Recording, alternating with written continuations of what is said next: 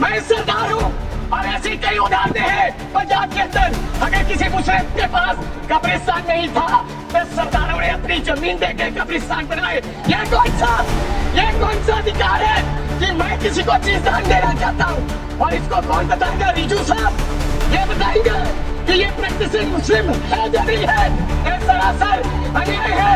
कल को श्रोमणी गुरुद्वारा प्रबंधक कमेटी 1925 का सिखों का जो एक्ट है आप उसमें भी संशोधन करेंगे।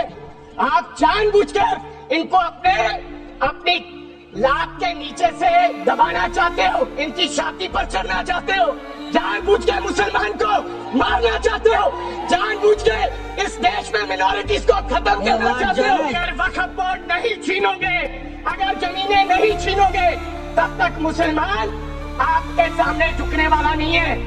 और फिर क्या कहा गृह मंत्री साहब ने? आज गृह मंत्री साहब ने कहा मैं ज्यादा रेपुटेशन ना करते हुए सीधा बिल का विरोध करने के लिए खड़ा हुआ हूँ।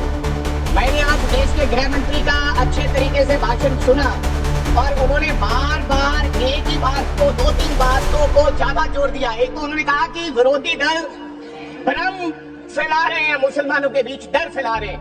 ये हमने फैलाया हुआ डर नहीं है। जब देश के मुसलमान को लगा कि देश में बीजेपी में 240 संसदों में एक भी मुसलमान संसद नहीं है, हमारे लिए जगह नहीं है, तो वो डरने लगा।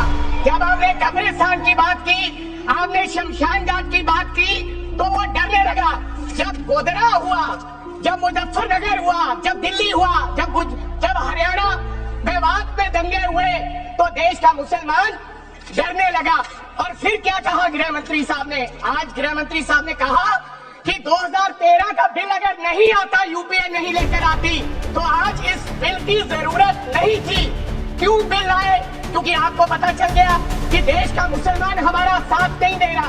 हमने हथकंडे अपना लिए, हमने आरएसएस की नीति अपना ली, हमने डंडा अपना लिया, दंगे हो गए, लेकिन मुसलमान हमारे साथ आने के लिए तैयार नहीं है। फिर आपको पता चला, आपने एक और आंकड़ा दिया, आपने कहा 1913 से 2013 तक केवल 18 लाख मुसलमानों का जमीन था और 2013 से अब तक 21 लाख और हो गया, यानी कि 39 लाख टोटल जमीन हो गया।